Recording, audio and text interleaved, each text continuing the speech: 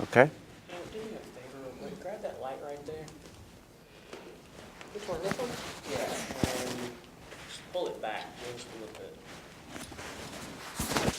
Pick it up and lift it back. That's okay.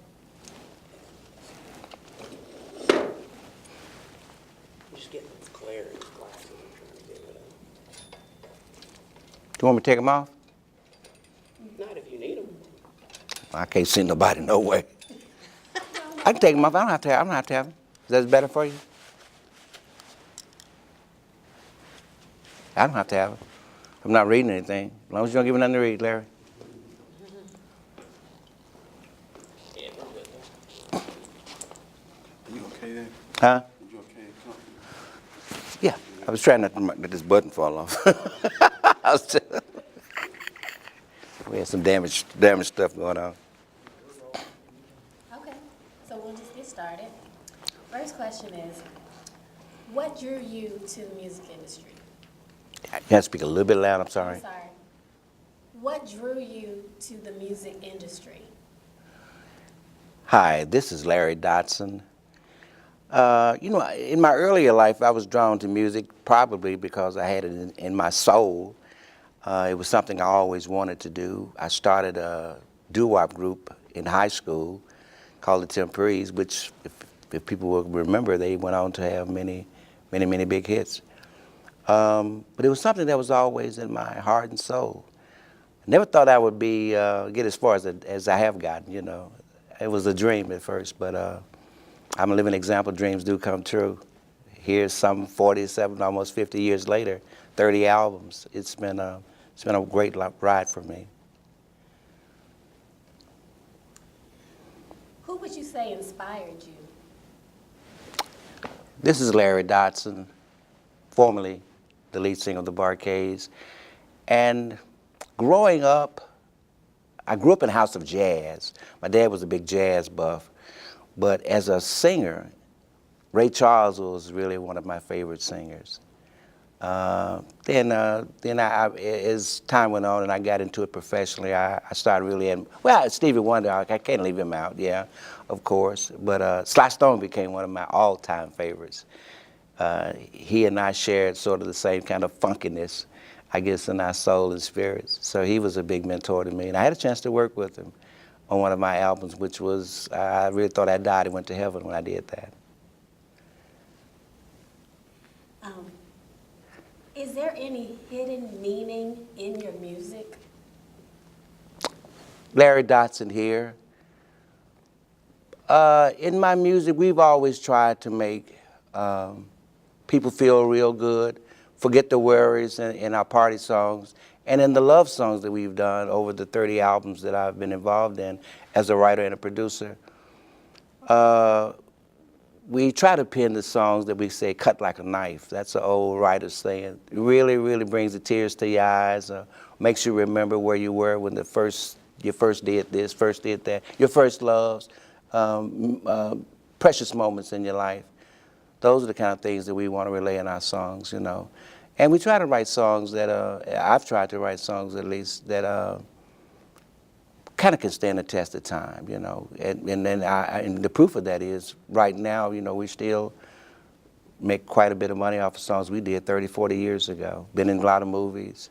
So we try to write songs that kind of can stand the test of time. Now, Jeremy, let me ask you a question. I want to go back to those three. You want me to do it now or go through the rest of it? Doesn't matter? Okay.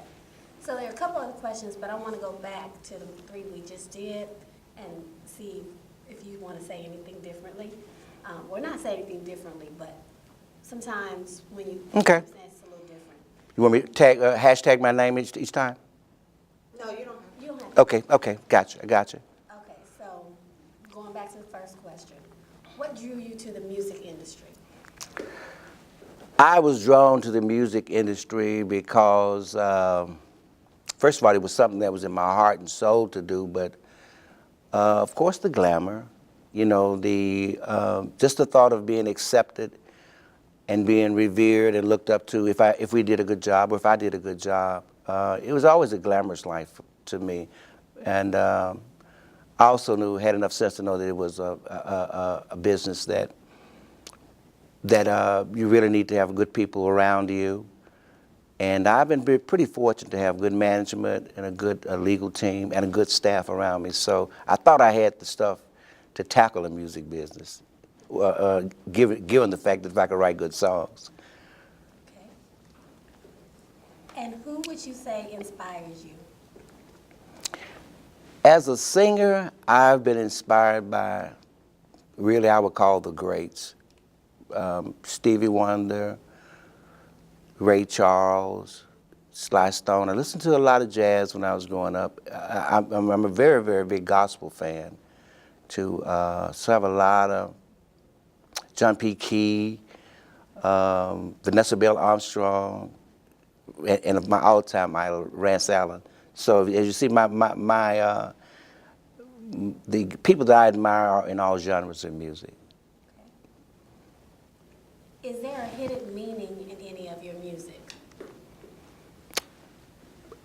As far as the message that we've tried to put, and I've tried to put in my music, stuff that really makes you feel good, if it's an up-tempo song, or just to make sure that one captures really what you were trying to say in the music. There's not really a hidden message. It's just a truthfulness that I try to, and have tried to, put into my pen when I'm doing music, you know. But as far as the underlying something, honesty, you know, just making sure that you feel what I feel.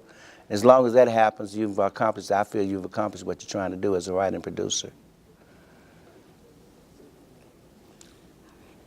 What is your favorite part of being in the music industry, what you do? My favorite part of being in the music industry is getting paid. No.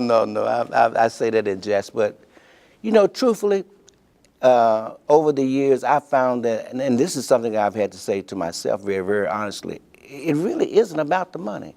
If you do a good job, you're gonna get the money.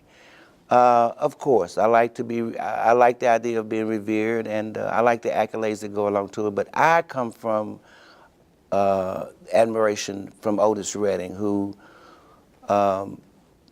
was just James Brown. These are incredible entertainers, you know. If I could get the audience to do what they do when these guys performed, then that's, you'd be surprised, that's really enough for me. The rest will come. The rest will come. Do you have any favorite performances in Memphis? Let me think. Some of my most, there was one real memorable night we performed at Minglewood. The show was only supposed to be 75 minutes. I was on stage almost 3 hours. The fans would not let us leave. I didn't really even know I could really just do that, you know, and stay in good voice, you know. Because I am the lead singer, you know. It's not like anybody can just say, well, you take it on for 30 minutes. I couldn't do that. But it was probably one of the most memorable evenings I've ever had. The people we had 3 encores, you know, so it was a very memorable night to know that they enjoyed themselves that much. They enjoyed the music that much, and I lasted through it. Okay.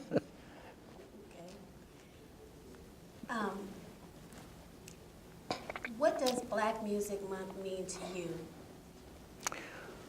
In celebrating Black Music Month, it's, for me as an entertainer, it's very personal because, first of all, so many of the greats have gone on, you know, have passed for one reason or another. So Black History Month gives the audience, gives the younger people and the adults at least 30 days to reflect on music by African Americans.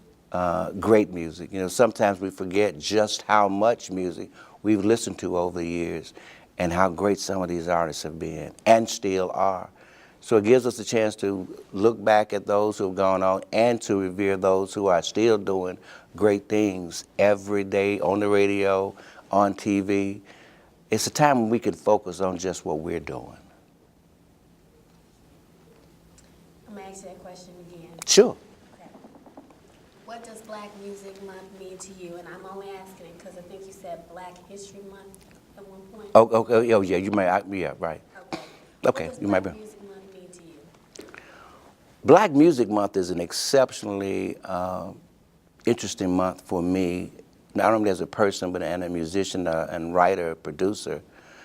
But it's a time when we're sort of not forced to, but we are in front of a month that we can look into how much African Americans have contributed to music, not just those who have gone on, but those who are still doing well now.